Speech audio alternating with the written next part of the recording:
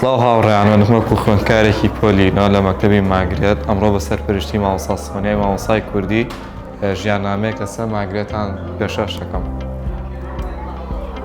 ماگرێت جۆرج ناوی تەواوی ماگرێت جۆرج ناسا بە ماگۆ یەکەم ئافرەتی ناو شۆڕشی ئەیلول بووە کە لە تەمەنی 20 ساڵیدا چەکی پێشمەرگایەتی کردوتە شان و چووەتە نێو هێزەکانی پێشمەرگەی مەلا مستەفای بەرزاندا و بەهۆی ئازایی و نەترسەکەی و ناوبانگی زۆری پیدا کردووە و لە ساڵی 1944 لە گوندێکی دەستی سنووری نێوان باکوور و باشووری کوردستان لەدایک بووە لە خێزانێکی ئاشووری مەسیحی و بۆ خوێندن دەچێت بۆ پایتەختی عێراق بەغداد کە باوکی پێی دەڵێت بچمەرەوە بۆ گوند و بەشداری لە شۆڕشی کوردان بکە و ماگرێت دەست بەجێ بەغداد بەجێ دێڵێت و ڕوو دەکاتە چیاکانی کوردستان.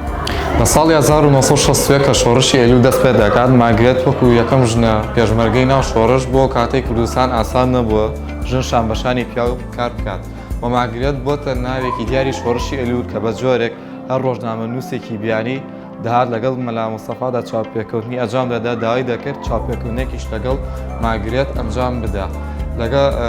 یەکێک لەو داستانەی ماگرێت قارەمانەتی خۆی تێدا سەلماندووە داستانی شەڕی گلەیزاوێتا بووە و ڕۆژنامەنووس جۆن تانسێرانداڵ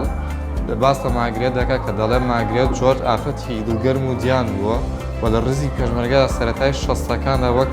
سەرلقێکی سەرکەوتوو کە هەموو پێشمەرگەکانی پیا بوون خۆی سەپاندووە و ماگرێت لە وتەیەکی تا دەڵێت ئەگەر خۆشەویستی نەتەوە نیشتیمان تاوان بێتەوە من گەورەترین تاوانبارم. خۆشەویستی نێوان هومەردزەی و ماگرێت هومەردزەی لە چەندین نووسین و دیمەنای تەلەڤیزیۆنی جاچیرۆکی خۆی و ماگرێت دەگەڕێتەوە و دەڵێت بۆ یەکەم جار ماگرێتی لە ڕانیە بینی و جلی کوردی لەبەردا بووە. وارە و کاتەی جوانی و ڕووخۆشی و کچەی سەرنجی ڕاکێشا و دڵیان لە یەک سووە پەیوەندیەکی خۆشەویستیان لە نێواندا هەبووە پەیوەندیەکەشیان زیاتر نامەگۆڕینەوە بووە و بە دەگمەنێکیان بینی و هەروەها دزەی تا ئەساش نامەکانی کچە شۆڕشی شاخی لای خۆی پاراستووە و دەڵێت ماگرێت داوای لێ کردووە هاوسەرگیری بکەن و بچن بۆ فەڕەنسا و لە پاریس بژین. جێی لە بیرەوەریەکانیدا باس لەوە دەکات کە گەڕاتەوە فەڕەنسا و بەنیاز بووە کاروباری یاسایی سەفەری ماگرێت ڕێبکات. بەڵام لە ساڵی 1969 ماگرێت لەگەڵ 5 پێشمەرگەی دیکەدا لە کاتی خەودا گولەباران دەکرێن و چیرۆکی ئەوێنداریان کۆتایی دێت.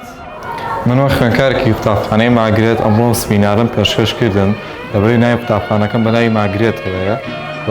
خۆی ناوناوی ئەم قوتابخانەیەم خۆی زیندوهێشتنەوەی ناوی ئەو شۆڕژیارەیە. زۆر سپاس بۆ هەمووتان هیوادارم بە دڵخوازی سوودێکم نەبێت.